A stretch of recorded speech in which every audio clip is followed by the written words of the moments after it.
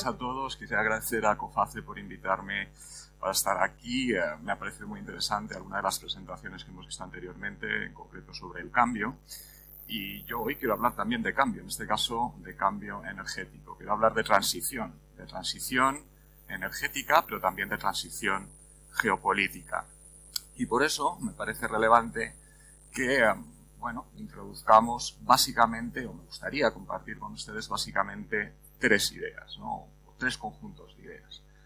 La primera es que la transición energética nos lleva a una complejidad geopolítica mayor de la que hemos vivido hasta ahora, porque vamos a tener durante unos años y décadas una superposición de la geopolítica del petróleo, de los hidrocarburos y también de las renovables y de las redes eléctricas.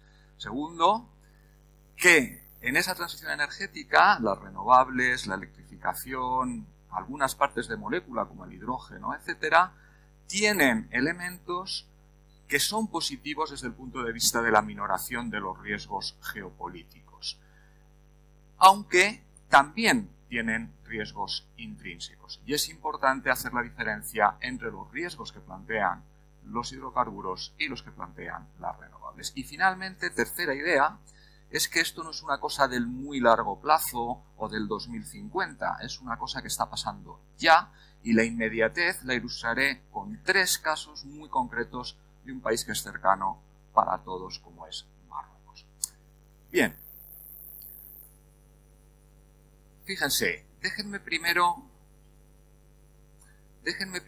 avanzar en la parte de por qué tenemos una geopolítica más compleja. Fíjense, no se trata solamente de que tenemos un nuevo régimen, nosotros lo llamamos así, el régimen renovable, el régimen del gas, el régimen del petróleo. No solamente tenemos transiciones de unos regímenes a otros, sino que muchos de ellos se van a superponer. Y es cierto que conforme el petróleo vaya desapareciendo del mix energético de la Unión Europea y posteriormente, probablemente por una cuestión meramente de competitividad y por una cuestión meramente de avance tecnológico, pues tendremos un problema de geopolítica post-petróleo.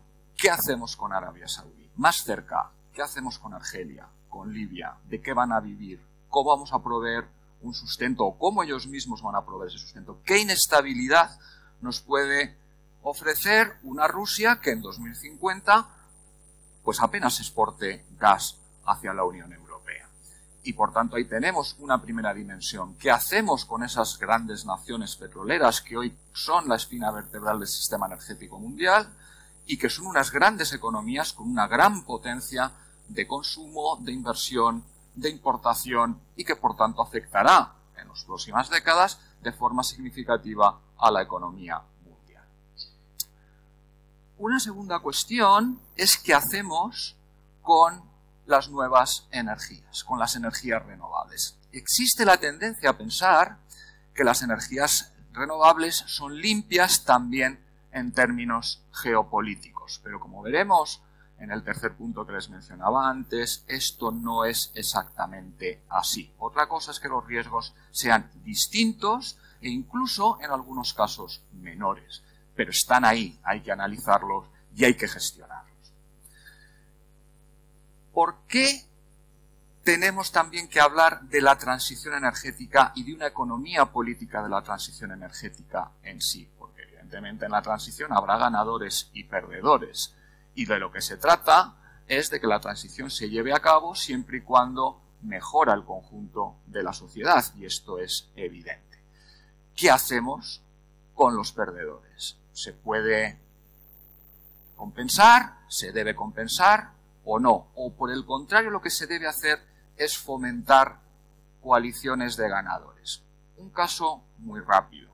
Los economistas llevamos años diciendo que la forma más eficaz de reducir las emisiones es un impuesto piguriano, un impuesto al carbono, una tasa al carbono. Bien, no ha sido ese el camino que han seguido las economías desarrolladas. Las economías desarrolladas han utilizado subsidios, que no es el óptimo desde el punto de vista de la economía ortodoxa. ¿Pero por qué se han utilizado subsidios? Porque utilizando subsidios se ha permitido fomentar una industria, se han generado nuevos actores, se han generado una coalición de ganadores que a día de hoy sí son capaces de presionar por introducir un impuesto al carbono. Es decir, no es todo la optimalidad económica, sino que hay una economía política. Hay que generar coaliciones de ganadores y muchas veces eso se hace por motivos que son o con herramientas que pueden ser subóptimas o que pueden ser un second best desde el punto de vista económico, pero que desde el punto de vista político es la única forma de avanzar en esa creación de coaliciones. Segundo punto. ¿Qué hay de nuevo en la geopolítica de las renovables? ¿Más riesgo o menos? Hay muchas perspectivas. La perspectiva más pedestre, y que a mí me parece verdaderamente muy simplista y de muy corto recorrido, es esa idea que sale inmediatamente de que si desarrollamos las renovables, reducimos nuestra dependencia energética. Nos ahorramos importaciones, nos ahorramos divisas y nos ahorramos vulnerabilidades. Bueno, este es un argumento bastante inmediato, como decía, pero plantea un problema. Si todos los países quieren ser independientes desde el punto de vista energético, queda muy poco rango para la cooperación entre ellos. Si España quiere ser independiente energéticamente y Francia también, pues es evidente que muchas interconexiones nuevas no podemos justificar. Por tanto, el problema del énfasis en la dependencia es que deja muy poco margen para la cooperación. Es un enfoque muy neorrealista, muy de power politics, de políticas de poder, que deja poco espacio para la cooperación y las soluciones win-win. Segundo aspecto que me parece más relevante, aplicando el portfolio choice con el que todos ustedes están familiarizados. Una muy buena contribución a la minoración del riesgo de las renovables es que son tecnologías de coste marginal cero, que no están correlacionadas con el precio de ninguna otra commodity. Cuando sube el precio del petróleo, sube el del gas. Y también otros hidrocarburos. En las renovables, no, porque eso depende de la regulación. Otra cosa es que los riesgos regulatorios sean superiores a los riesgos geopolíticos, pero eso es una cuestión que tenemos que demandar a nuestras instituciones y nuestros gobernantes para que se prevengan ese tipo de riesgos. Por tanto, diversificar el mix hacia tecnologías de coste marginal cero, que no nos meten picos de precios porque hay un acuerdo en la OPEP con Rusia o porque el señor Haftar conquista todos los campos de la cuenca del Mursuk, ¿no? No, oiga, esto depende de la regulación y por tanto ahí tenemos menor volatilidad de precios. Y estos son argumentos muy poderosos, pero también hay argumentos que llaman la atención acerca de nuevos riesgos o riesgos emergentes. El problema que tenemos es que esos riesgos se leen a través del paradigma de la geopolítica tradicional del gas y el petróleo. Y hay casos muy evidentes y los mencionaré en la tercera parte de la exposición. Pero bueno, una de las cuestiones que es clara es lo que yo he dado en llamar las nuevas dependencias. Hemos pasado de depender del petróleo o del gas a, nos dicen algunos, depender del litio, de otros minerales estratégicos, del cobalto, etc. Nuevas dependencias. Y algunos dicen incluso que dependemos de nuevas tecnologías y hay una geopolítica de las patentes en las renovables. ¿Qué es lo que nos dice la literatura académica y de relaciones internacionales sobre estos asuntos? Primero, que no deben nunca exagerarse los enfoques neomalthusianos. Los que somos economistas lo conocemos bien. Hay muchos estudios y ninguno de ellos identifica que haya ningún cuello de botella en ningún mineral estratégico de cara al desarrollo de las renovables, el coche eléctrico, las baterías, etc. Pueden subir los precios, pero el componente o el peso del litio en una batería es muy reducido. Y además, independientemente de los recursos que haya a día de hoy, se puede avanzar en el reciclaje, en materiales sintéticos, etc. Con lo cual no parece que la narrativa de la nueva dependencia de los minerales críticos o estratégicos vaya a ser un cuello de botella para la transición. aunque desde luego habrá que estar pendiente y gestionar esos riesgos, que se lo digan a los japoneses y a los chinos en esos acuerdos que han llegado y que se han mencionado, me ha parecido en la sesión anterior. Una segunda cuestión es hasta qué punto hay una maldición de los recursos renovables como hay una maldición del petróleo, es decir, por qué, según la literatura occidental, esto es muy discutible, los países que tienen petróleo están abocados a ser regímenes autoritarios y economías sin desarrollar. Bueno, esto es muy discutible. Indonesia, que acaba de celebrar elecciones, tercera democracia del mundo, es un país que según la literatura académica occidental no debería existir, o al menos no debería ser democrático. Grande, fragmentado étnicamente, con petróleo, fragmentado físicamente en miles de islas y archipiélagos, y encima mayoritariamente musulmán. Pues es la tercera democracia del mundo. Bueno, ¿hay alguna maldición de los recursos renovables? En principio menos, porque los recursos renovables están menos concentrados, no se pueden almacenar ni utilizar estratégicamente como un arma, no tan fácil como el petróleo o el gas. Tampoco, al ser una gran densidad energética, permite la instrumentalización política. Hay una petropolítica, pero no hay una renopolítica. O en principio es más complicado que se ve, aunque hay posibilidades. Por tanto, hay elementos que apuntan a que la geopolítica de las renovables es más amable y permite minorar riesgos.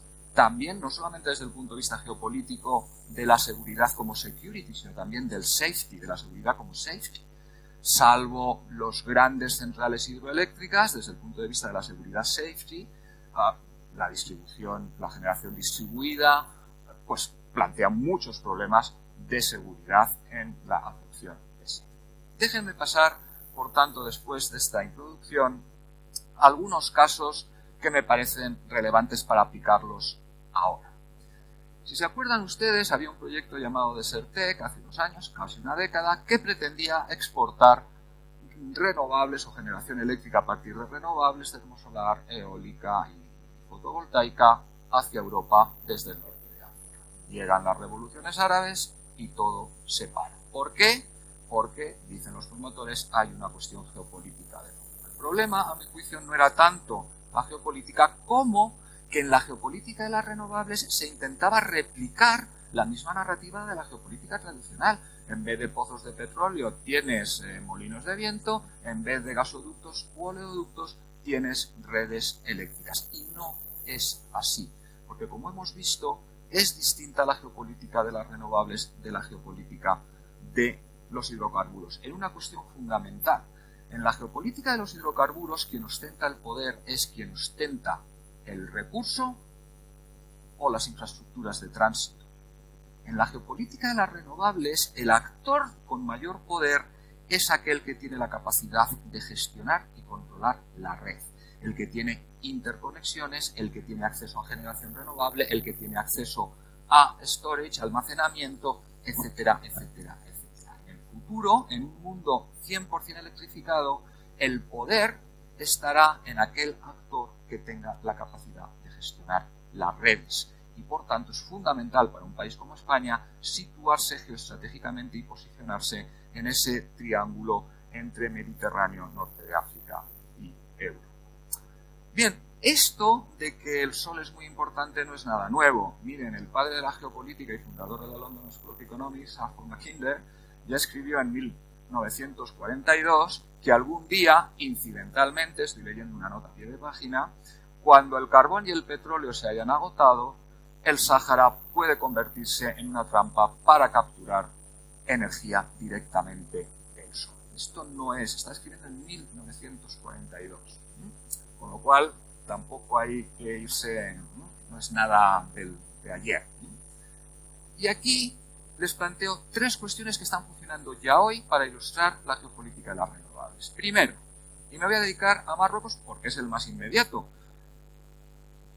Primero, las renovables no tienen connotaciones geopolíticas, que se lo pregunten al comisario Cañete, que fue el comisario que tuvo que salir a preguntas de europarlamentarios, algunos españoles, por cierto, a preguntarle, oiga, el Tribunal de Justicia de la Unión Europea ha dicho que el Sáhara Occidental no forma parte de Marruecos y que, por tanto, las exportaciones desde el Sáhara no deben contar de preferencia arancelaria. Y ahora le preguntamos, señor comisario, ¿qué pasa con un plan que ustedes tienen entre Marruecos y la Unión Europea para exportar renovables o para intercambiar renovables entre Marruecos y el mercado energético europeo? ¿Van a venir del Sáhara? Y fue la primera vez que un comisario europeo, y le tuvo que tocar al comisario Cañete, que llevó las negociaciones con Marruecos, decir por primera vez que el Sáhara es un territorio separado y distinto. La primera vez que un comisario utiliza la expresión para el Sáhara Occidental separado y distinto vino por una cuestión parlamentaria sobre las renovables en el Sáhara. La pregunta es, ¿se puede hacer algo? Evidentemente el comisario respondió, no aceptaremos importaciones de electricidad que vienen de territorios que no forman parte, según la Unión Europea, de Marruecos. Y eso generó un conflicto. Al día siguiente el ministro de Agricultura, el hombre más rico de Marruecos, amenazó directamente con mandar inmigrantes o aumentar la presión migratoria sobre España. Al día siguiente. Y la verdad es que podríamos preguntarnos, ¿es que Marruecos anda escaso de sol para tener que poner, o de viento para tener que concentrar tantas instalaciones en el Sáhara Occidental? No, es una cuestión de poder, es una cuestión de prestigio y de legitimación. Segundo, geopolítica contingente. De nuevo replicamos lo que pasa en otros campos. ¿Se acuerdan ustedes de todo el debate geopolítico sobre el petróleo en las aguas de Canarias? Todo el lío que se montó para al final, nada. Eso es un bien contingente, un bien que puede o no extraerse en el futuro, que puede estar ahí o no. Bueno, pues ahora tenemos exactamente la misma con el telurio en el Monte Tropic.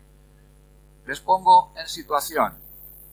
Hay que ampliar la zona de extensión, la zona exclusiva económica, a los 350 millas. Y tienen un follón entre el Sáhara, Marruecos y España, porque justo donde coinciden y se solapan las tres áreas de extensión, está el Monte Tropic. Ahí lo tienen. Y el Monte Tropic tiene las mayores reservas de telurio, que se utiliza mucho para las renovables, del mundo. Una de las mayores del mundo. Es un monte impresionante, muy al sur, y no sabemos a quién pertenece. Pues ya tenemos noticias en prensa, ya tenemos presión en Naciones Unidas. ¿Qué va a pasar con el telurio? Un telurio que probablemente nunca se explotará, porque la minería submarina hoy hay una moratoria, porque es muy caro y que probablemente haya mecanismos mejores. Pero ya tenemos montado el follón. Aquí tienen donde se solapa, en ese punto, en el punto donde se solapan, ahí, no sé si tengo puntero aquí, ahí exactamente es donde está el monte. Y finalmente, geopolítica de las renovables y las interconexiones. Yo escribí un papel diciendo que hay elementos positivos en las renovables y las interconexiones. Yo, o nosotros en el Real Instituto Elcano, proponemos que España se tiene que proyectar y tiene que cambiar la narrativa geopolítica energética en el Mediterráneo, y que España se tiene que proyectar como el compañero de capacidad de la transición energética, como Noruega se está proyectando en el norte de Europa. Oh, usted a Alemania, Dinamarca, le sobra viento, mándemelo para Noruega, yo bombeo arriba, y cuando a usted le falta yo bombeo abajo y se lo mando. Pues España, ese es el posicionamiento que nosotros estábamos recomendando. Pero entonces, ¿qué pasa? Que se abre una central de carbón en Marruecos, y aquí viene el tuit de mi compañero, y Marruecos empieza a exportar energía. España estaba exportando hasta el 17% del consumo eléctrico de Marruecos hasta el año pasado. Pero se abre una central de carbón en Marruecos y empieza a exportar a precio más barato porque no tienen que pagar el impuesto del carbón. Y porque además tenemos un gobierno que quiere descarbonizar y sin embargo lo que están haciendo es que le están mandando exportaciones de carbono de una difícil solución. Por tanto, algunas ideas, las diferencias y sobre todo apliquemos estos casos porque no es algo que va a pasar en 2050, es algo que tenemos aquí ya hoy. Muchas gracias.